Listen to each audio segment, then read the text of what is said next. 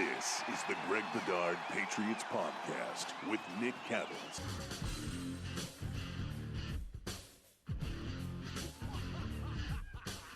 Welcome in, Greg Bedard Patriots Podcast. Glasheen in for Cattles today. Of course, the show brought to you by LinkedIn Jobs, where nearly 40 million job seekers go to find the candidates they want to talk to faster. We are reacting to Super Bowl 50, I've already lost count, 56, 57? 56. What is it again? 56. 56. So the aftermath 3 days later, and how this connects to the New England Patriots. So, Greg, let's start from a Patriots standpoint. As we've discussed in the past, they lost 4 of 5 down the stretch to go from the top of the AFC to being blown out in the first round. How do you feel the way the Super Bowl shook out, Rams, Bengals, how it connects back to the Patriots? Yeah, well, I mean, I think we'll get to that in a minute, Brendan. But I think the big thing is, it's amazing what's happened to the Patriots since they were like the top seed in the AFC at 9-4. I mean, losing 4 or 5 down the stretch, getting blown out against Buffalo in the playoffs. Dave Ziegler, who from all appearances knocked it out of the park his first year as director of player personnel, succeeding Nick Caserio, goes to Vegas. Josh McDaniels, who nobody has more experience as a Patriots offensive coordinator than he does, leaves to become the head coach. He takes like 5 people with him from offense, QB coach, wide receivers coach, O-line coach. Ivan Fears, the running back coach, is likely to retire. Joe Judge is back as an offensive assistant officially. Mike Reese is mentioning Matt Patricia as a possible play caller on offense. It's amazing. I mean, if you wanted to go back, you could go back to the end of the 2019 season and sort of look at things. I know on this podcast, we've talked about that a lot. That's, since, about Thanksgiving that year, their record's under 500. But, I'm sure a lot of the Patriots fans out there that are listening to this podcast are just like, what is going on with this team? How are they going to recover? And look, I understand it's easy to panic and say they're going down a bad path, and they might be going down a bad path, Brennan. I'm not going to just whistle past the graveyard on this. They are in a tough situation, but I also think people need to be a little bit patient. I don't think everything is done yet as far as the Patriots go. We've talked about it. I don't think it's over for Bill O'Brien coming here. I really don't, especially what's transpired in the last week with McDaniels taking a bunch of staffers to Vegas. My dream scenario is Brian Flores comes back here as defensive coordinator. Do I think that's going to happen? No, probably not. But I would be concerned about what's going on offense with, Mac Jones. I thought he was in the best situation possible that you could dream up with Josh McDaniels there, teaching him from the ground floor, this Patriots offense. I'm also not, I'm not going to sell Mac short and say like, well, he needs all this help. I don't think he needs a lot of help. I think what people don't understand is they look at like, say, look at what Tom Brady did from year 1 to year 2. And he was like the 4th string quarterback as a rookie. We're talking about Mac Jones was groomed to be the starter basically from the start as soon as he got here last offseason. And as soon as Cam Newton left, he got all the reps. He had pieces around him that were young in the offense as well, that they will be in year 2. And so I think that, Mac Jones is not your ordinary year 1 to year 2 quarterback. He's way ahead of the curve. He's very smart. He did a lot of these same things at Alabama. So I don't think that if they had to go with a little bit less experience, and I do think another name to keep an eye on is Jerry Shaplinski, who was here as the quarterback's coach, went with Joe Judge to New York. He would be a great tutor to bring in for Mac Jones. And I think you get some of those pieces that fall into place, Brennan, and I think that the Patriots are not in dire straits that everybody wants to make them out to be. It doesn't look great. I'll admit that. And I am worried, more worried than probably I've ever been about the Patriots and their hierarchy. But I don't think it's over, and I think people need to be patient. Yeah, I think something that comes to mind, and it's not being given enough attention. And look, to their credit, they went 10-7. They made the postseason in a rookie quarterback's rookie season. Something that comes to mind. You brought up, Brady, and it's easy for us to use the Brady trajectory as an example. I thought back for a second once you brought that up. Charlie Weiss was the offensive coordinator for Tom Brady for 4 straight seasons. Like, he had some continuity there. So he allowed Tom to learn the system in place. So that way, when they did transition to another coordinator throughout the years, O'Brien and McDaniels, just go down the list, there was some familiarity and there was a chance for Brady to learn and adapt and get an opportunity to settle in. I think the elephant in the room here is, did Bill Belichick expect Josh McDaniels to leave? And I'm starting to think that he didn't, because it doesn't feel like, now, like you said, there's still a sliver of hope that Bill O'Brien does indeed come back. But is that fair to say? Did Bill not expect, maybe Robert Kraft too, did they not expect McDaniels to go? I think that's not being given enough attention. Well, it's a great point, Brendan, and one that, I haven't really spent a whole lot of time thinking about. But if he didn't, it's because Bill's not talking to Josh enough. And that often is the case inside that building. I mean, that's how you end up with Josh McDaniels agreeing to become the Colts head coach. And then suddenly, once the season's over and he talks with Belichick and Kraft, he's like, oh, well, I kind of like my situation now, so I'm going to stay. It's because Bill doesn't, he seriously just looks at the next game in front of him. I think it's, to me, when you look at the Patriots you could make the argument, and I'm sure there are Patriots fans who will not make this argument and will go against it, but you can make the argument that the Patriots have been pretty mediocre since winning the Super Bowl in 2018 in a lot of different ways. And to me, it goes back to sort of Bill stopped looking down the road as far as personnel, coaching, being one step ahead, where he starts. One thing, Brendan, when I've covered this team, for a long time, since the 2010 season, and I viewed them from afar before that. And the one thing you could always count on the Patriots was like clockwork. And I did a column on this, I think, early on in the season.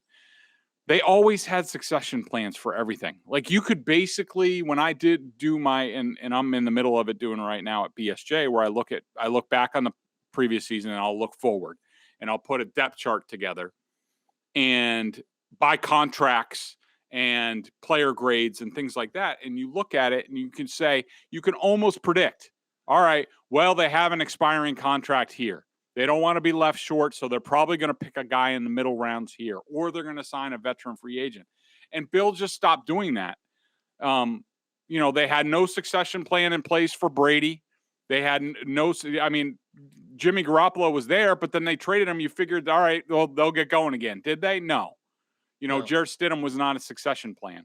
Rob Gronkowski completely covered bare at tight end when he retired, which he had already threatened that he was going to retire. You can go on and on. And right. Now they're in the position where at cornerback, J.C. Jackson, they're screwed if he's not back next year. Who's the number 1 or even number 2 cornerback on this team if they have to tag and trade J.C. Jackson? And then you look at the coaches, Charlie Weiss was here. They had Josh McDaniels. Josh McDaniels took out a full-page ad in the Boston Globe today, and he even mentioned it in there about how he went from the defensive side of the ball to being the quarterback's coach for like 2 years under Charlie Weiss. And they had that going. And sometimes you're just going to get raided and that's going to happen. But, it just doesn't seem like they're prepared for any of this stuff. And so, your point about did he think Josh was going to go? I bet you he thought that Josh was going to stay. Like, what's the point? Yeah. And now it'd be nice if he just would have said, hey, Josh, let's have a conversation. I'm only going to do this for 3 years. I'd really like to turn this over to you. So why don't you stay put? But I can tell you, there was never any talk like that. And I only bring that up because they took a quarterback in the first round, and they had to make a change at the position. As we know, after the 7-9 season, everyone was calling for it. But it makes me wonder, when you're trying to develop a young quarterback, to your point about filling out your staff Now you've got to worry about personnel, making decisions not 1 year down the road, but 2 or 3 years down the road.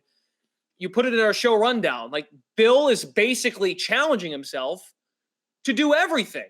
And look, sorry, Bill, you did this to Brady years ago, but with your age, I don't know what your contract situation is, Bill, but I'm sure it's pretty good. But at your age, at this point in time, that's a lot to ask out of Bill Belichick. And I think we discussed this a few weeks ago, like rely on some people. Now, not just your friends, because we folks get on Bill for just recruiting his friends to come coach him, but at least someone from outside of the building. I know there's been chatter about Adam Gase, maybe a chance Patricia will come down to run the offense. There's a lot there. Brendan, and we need answers soon. I think it's valid. I mean, if you're Robert Kraft or you're Robert and Jonathan Kraft, do you really want Bill Belichick? And we saw what the Patriots were with basically a head coach offense, which is what Josh McDaniels does. I mean, certainly Bill Belichick is in the meetings and giving direction on the game plan every week. Sure. But really, it's Josh McDaniels managing the entire offense. And we saw how that went with Bill. All right, he gets more involved on defense after the Dallas game. Yep. They got better on defense. The special teams were a disaster. Now at age 70, we want him more involved with the young quarterback, which is fine. I'm sure he's going to have the 2 meetings a week like he did with Tom Brady, and there'll be a lot of teaching there, and I'm sure that'll be great. But now he's going to be, there's even been talk about Bill being the play caller on offense. And well, what does that mean about the defense? Are you going to name Gerard Mayo and let him run the show, which I think that he should, especially after hearing him talk this Super Bowl week and his appearances and how he came off. Steve Belichick, are you going to do it there where, he's the outside linebackers coach? Yeah. How did those guys do this year? How did Matthew Judon finish the season? How did Kyle Van Noy finish the season? What's happened with Josh Uche and Chase Winovich in their development? Bill, I do bring up that I don't mean to be an alarmist, Brendan, and they call me the wet blanket of reason, for a reason. And, I try to be real and I try not to overreact, and I'm trying not to overreact to this. I do think there's a path forward though. If Matt Patricia can be more involved on defense, even though I'm not crazy about that, or, Joe Judge helps a little bit with special teams in addition to his offense duties, and Bill Belichick gets more involved on offense, then I do think, all right, then I can see a path forward. But, right now they're scrambling. They don't have an O-line coach. They don't have a wide receivers coach. I assume Joe Judge is going to do that since that's what he did his final season here. Ivan Fears, let's also mention, they have lost Dante Scarnecchia and Ivan Fears in recent years. Probably Ivan Fears. He hasn't announced it yet. But 2 of the best position coaches I have ever seen. And trust me when I tell you that those guys were not crutches, but a great asset to Josh McDaniels and the younger coaches on this staff, that they were always there, door open, willing to help, wanting to help, bringing them along. And now that's just gone. And it's just, how are they going to replace these guys? They have guys in-house. Troy Brown can be more involved. Billy Yates on the offensive line. I don't know who's going to do QBs. I would like to see Adam, like you talked about, we talked about succession plans. It would have been nice. Why not bring in Adam Gase like a year ago, to be the quarterback's coach or something like that. So you have an ace in the hole should McDaniels move on, and just all of that stuff is stopped. And it's put the Patriots. I am more worried about the Patriots and their future than I ever have by far. Greg, you're not the wet blanket. See, what you're doing is you have the ability, and fans have a hard time doing this, and that's okay because they're fans. We can separate Bill, the coach, who can cover up a lot of his personnel mistakes, and Bill, the offseason magician. And what we're trying to say is, at least I don't think Bill is awful at it, but he needs some help along the way. Just think of it this way, people. If we say year after year for Tom Brady in his last 3 years here in New England, oh, he needs more weapons, he needs more this. We're saying the same thing about Bill. He needs this coach. He needs that coach. He needs help. The problem is Bill's got to make that call and have that reflection that, okay, yes, I do need to handle these issues in terms of my staff. He has to have that self-awareness, and we're lacking a little confidence in that, I think, right now. If he's got time, that's the other thing. I mean, timing is key. Is it too little too late for him to have everything lined up, and the McDaniels departure and now McDaniels plucking from the Patriots brass, I think is causing some problems here. So hopefully now that Bill's back after a nice trip away with where did Bill go? A couple weeks off, we saw him at Mar-a-Lago. I mean, no need to go to the Senior Bowl and talk to people about being assistant coaches or anything like that. Make sure you get that rest and recharge time, even though their season ended, like a month ago? But anyways, I picked the Bengals, but the Rams didn't cover. So I split there one and one. What was your final score prediction for the game? 23-20, but in favor of the Bengals. So I got the score right, just reversed. That's what books needed. Books needed the Rams to win and then the Bengals to cover. So they got their wish. Let's get some game thoughts, even though it's a few days later. But there's always a way to connect what it means and what we kind of just discussed about the future of the Patriots and the landscape of the National Football League. The Shanahan McVay coaching tree. Yeah, that's pretty evident, isn't it? It is running laps around the Patriots. And I heard you on Felger and Maz this week. Felger is at appointing Sean McVay as the number one coach right now in the NFL. And I think Mike might be onto something there in terms of just what he's built around the league. His former assistants are making noise, building great programs, and McVay gets himself a Super Bowl. Yeah, I'm not. I could separate sort of, give me Bill Belichick as a game coach against McVay anytime, and I'll take Belichick. But, there's no question that I think you look at how McVay, and this goes back to Mike Shanahan and more importantly, Kyle Shanahan, who's also done okay for himself.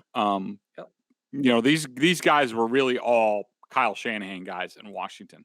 That's where it started. And you just look at the way they have set things up from, basically they handpick their own personnel guys. Shanahan has Lynch in San Francisco. McVay has Les Snead in LA, and they sort of, form a partnership. And, just in terms of,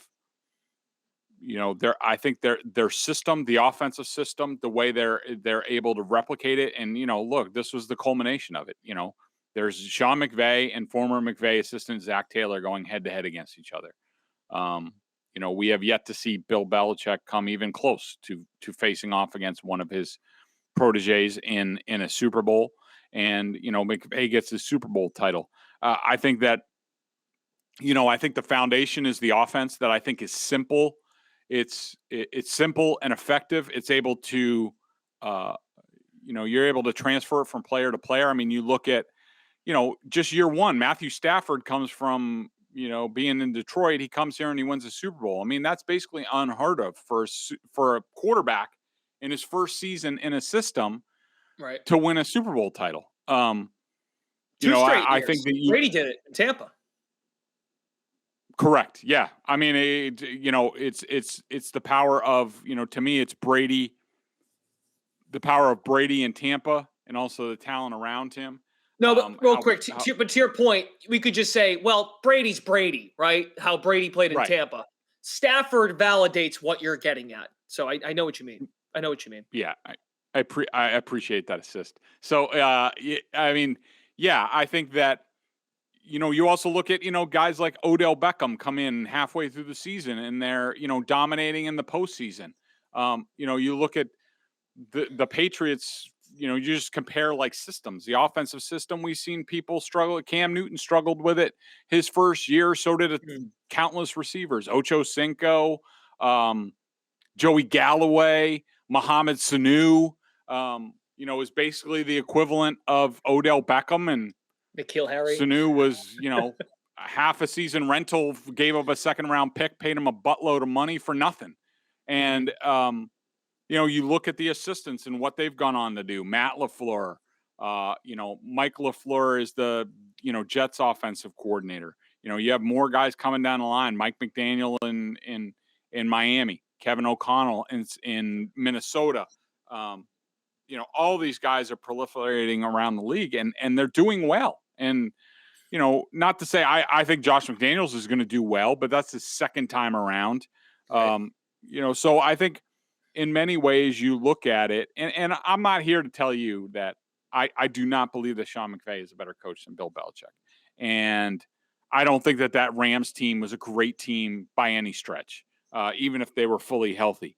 But I think what they've done to this point, to me, has been very impressive. And, if you're an NFL owner, you can understand why they're hiring all these Shanahan McVay guys, because they've basically all been successful, especially the guys on the offensive side of the ball. And, Belichick's sort of the OG, the original. But I think now, and look, me saying this about McVay isn't any sort of slight to Belichick and what the Patriots have done. And I'm sure people will be like, well, they have won 6 or, if you want to count Brady's 7 Super Bowls. So, what are you talking about? This is not a no contest. Look, that was a long time ago. And, there's no question that the pairing of Belichick and Brady was historic. But they're never going to be able to do that again. Nobody's ever going to be able to do that again. But in the realm of the whole rest of the NFL, what McVay's doing, that's obviously the way to go and the way things are working right now in the NFL. Yep. If there's one thing that McVay can say that Bill, it's still early, I suppose, but so far, assistants of the McVay-Shanahan tree are working. And that might just be because the league is changing too, to be fair to Bill. And they're, and they're younger. I think that's a bonus. I mean, because these players, the players the that league are coming is younger in the league now altogether. Yeah. I mean, these are not the same players that came in the early 2000s to the league, who played 4 years of college and all this stuff. And there was no social media and, what have you. And, they didn't really, comparatively, they didn't make a ton of money compared to, what these guys are making. And I think you can make the argument, not that I'm saying that like you need to have a younger coach to relate and things like that. I don't believe that, but I do think that the way McVay has handled his players, you look at, Jalen Ramsey, Von Miller, Odell Beckham, you're talking about not so much Miller, but Ramsey and Beckham are coach killers. They've been coach killers, in every place else, yet it's able to work. And McVay's able to find out a way to do it without restricting what they say to the media or, do your job and every day is trudging into the building sort of thing. They have shown that there's a different way to do it. I think it appeals to the players around the league. And I think, I think the Patriots have been caught a little bit shorthanded there. So I thought the game was great too. The first half, even though it was low scoring, I thought it was compelling, the product on the field. The third quarter is where things got stale. But it still had your attention because it was still a close game. But they were trading punts. There was some sloppiness on third down. The Rams had great field position a few times. I'm like, oh man, Stafford really is going to give this game away. They had some great opportunities there and could have really, in my opinion, taken off. And they thought, but you felt that neither quarterback was all that great. I don't necessarily disagree. I thought Burrow was fine. I thought Stafford was fine too, but you felt, and we got a few more minutes here, but just you felt neither quarterback was all that great. I don't disagree with you. Yeah, I didn't think the quarterback play was great. Now, people who listen to this pod know that I put a lot of emphasis on how much how much pressure is generated on a quarterback. Like if it gets to a certain level for a certain type of quarterback, they're just not going to be effective. I mean, for Burrow to be pressured over 40% of the time and being sacked 7 times, I'm sorry. No quarterback. If Tom Brady was pressured that much in a Super Bowl, he's losing the Super Bowl. He just is. And, conversely, Matthew Stafford barely had any pressure on him. He was pressured 5 times in the game. Burrow was pressured 22 times in the game. And, it was a lot of the game was easy for Stafford. There were a few throws. I mean, the touchdown throw to Odell Beckham was a dime. Yep. The no-look pass to Cooper Kupp was awesome. But the touchdown pass was fine. I didn't think it was great coverage. I didn't like how the Bengals didn't really adjust their coverage once Beckham went out, and it was clear that the Rams were going to put Kupp on the outside to take advantage of the matchup against Eli Apple. The Bengals didn't really change. I hate teams that don't change. A lot of that drive was like little dinks and dunks, like 5-6 yards, check downs, Cooper Kupp, but, nothing, great. But I thought Burrow came out panicky. It looked like he was beaten into his head for 2 weeks. You got to get rid of the ball. We can't protect. I think his average in the first half was like 2.35 seconds to pass. Yeah. That's just not sustainable. Then they tried to take more shots that exposed them to more hits. And Stafford, I just thought was, I thought he was good, but, I didn't think he was great. I thought this was, at the bottom line, the team that protected their quarterback better and the team that was just a little bit more talented won the game. It wasn't any sort of magic formula. And I don't believe in all this stuff because, trust me, everybody loves to write and talk about, this was the great adjustment that won them the Super Bowl.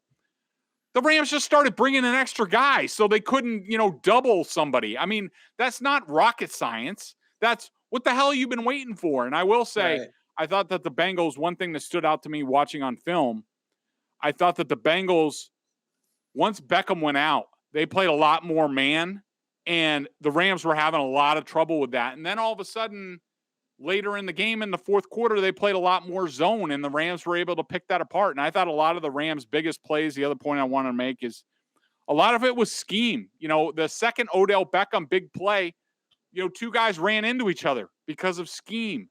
Cooper Kupp's getting open because of scheme. It wasn't great throws. It was, that's the McVay scheme. And I thought they hit on some really good plays, key plays. But to me, just at the end of the day, the team that was a little bit better won the game. And I thought largely this was a mediocre Super Bowl with mediocre teams. We have a mediocre champion. And that's sort of how I left feeling. I was just like, well, okay, fine. I don't really get on Burrow though for that. I think to his credit, offensive line was brutal the whole playoff run. So I kind of understand why he was trying to get rid of the ball, because on the other side of it, what if he takes more? You mentioned the pressures, right? What did you say? 22 pressures in the game? Yeah, 22.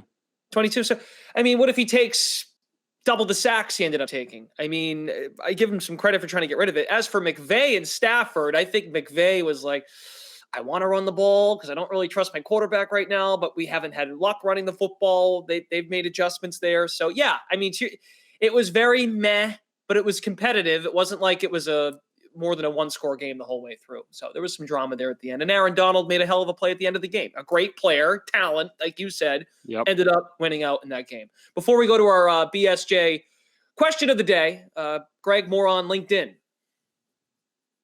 Yeah. Let's see. It's a new year, and it's feeling harder than ever to find and hire qualified people you need, especially for small businesses. That's where LinkedIn Jobs comes in. They make it easier to find the people you want to talk to faster and for free. Create a free job post in minutes on LinkedIn Jobs to reach your network and beyond to the world's largest professional network of over 770 million people. Focus on candidates with just the right skills and experience. Use screening questions to get your role in front of only the most qualified. Then use the simple tools on LinkedIn Jobs to quickly filter and prioritize who you'd like to interview and hire. It's why small businesses rate LinkedIn Jobs number one in delivering quality hires versus leading competitors. LinkedIn Jobs helps you find candidates you want to talk to faster. Did you know every week nearly 40 million job seekers visited LinkedIn? Post your job for free at linkedin.com/Bedard. That's BEDARD. That's linkedin.com/Bedard to post your job for free. Terms and conditions apply. All right, our BostonSportsJournal.com member question of the day. Check us out over at BSJ, $39.99, our annual plan. Not only do you get the top-notch analysis of all the Boston sports teams, but if you're a Patriots junkie and you're listening to this podcast, so it makes sense that you are, a membership at BSJ gives you access to a ton of video analysis Bedard does on the coach's film, and direct access to him in weekly chats. Great time of year to do so with the off season and a lot of questions. Greg, what do you have today for a question? Well, I was going to pull a question, but one thing that talking about the Super Bowl, I'm sure people want to know, what I thought of the officiating in the Super Bowl. So, I figured. Well, of course. Yeah. You're typically someone who doesn't go here, though. But I guess you have to have. And I'm not. I'm really not. I do think that the call on Logan Wilson, which I did not like, that was not holding. It was a bad pass. I do think, though, it was a makeup call for the play before. I thought that the check down to Henderson, he had no chance. Pratt, who played an excellent game, I thought both Cincinnati linebackers, Pratt and Wilson, played awesome games. They were incredible in this game. I thought that Pratt completely held Henderson, and there should have been a flag on that play. And they should have had a first down there. I do think that was a makeup call, Wilson. And what's also interesting is that on the next play, which was the offsetting plays, if I remember correctly, it was the they called the right tackle Havenstein for holding, and then there was a hit in the back of the end zone. The holding call, Brendan, watching it on the coach's film, first of all, it wasn't holding. Certainly not at that point in the game, it wasn't holding. But the guy who threw the flag was Ron Torbert, the referee. So I thought he didn't like the Wilson call, and I think he was throwing a flag to make up for that one, which was a makeup call. But then the helmet-to-helmet hit ruined the makeup call. So I think that Torbert wanted to make it after he was like, I think Torbert basically said to himself, I'm not giving a team first and goal at the 3.5, 4 after the penalty on 3rd and 5. And he was going to make it 1st and 20 to say, all right, well, at least we're going to make it fair. And it was very iffy. And then, but then the helmet-to-helmet hit ruined everything. And so I do not look. I thought either way, the Henderson hold should have been called. It wasn't, so the Wilson one was called. I don't have a problem with it. I didn't like the refs interjecting themselves at the end of the game. But I thought at the end of the day, certainly the one on Cup, the corner route, that was definitely should have been flagged. The guy basically tackled him in the end zone. But, I think that in the end, all things sort of evened out, and I didn't have a big problem with it. How did you see it? Agreed. Getting interjected at the end, and not to mention beginning of the second half, the T. Higgins 75-yard touchdown. They didn't call offensive PI, right? Yeah. And that's kind of how you feel like, all right, it shakes out, because that in theory is not a score for Cincinnati, and that could have changed the whole game had they not scored on that 75-yard touchdown to begin the second half. Yeah, I mean, look, they just had to get involved there at the end, right? And that's where Stafford looked iffy. He made great plays at the end, like you said earlier, but it makes you wonder if it's 4th and 8, are they converting there? I don't know, because he had happy feet at the end of that game. I agree with you. I was waiting for him to cough it up. And I do think that the 2 interceptions, even the one that went off the receiver's hands, I thought that was on him. I thought it was late. No, it was early. He thought there was a pass rush coming. He got a little panicky. He threw it early, and that led to the interception. So I did not think he played great. Oh, there goes your mic. Greg, thanks for having me on again this week. I got to run. Great stuff, and then we look forward to your coverage throughout the off season here. A lot to get to. Draft, but not just draft. We got to figure out who's coaching with Bill Belichick this year. Exactly. Thanks, buddy. I appreciate it.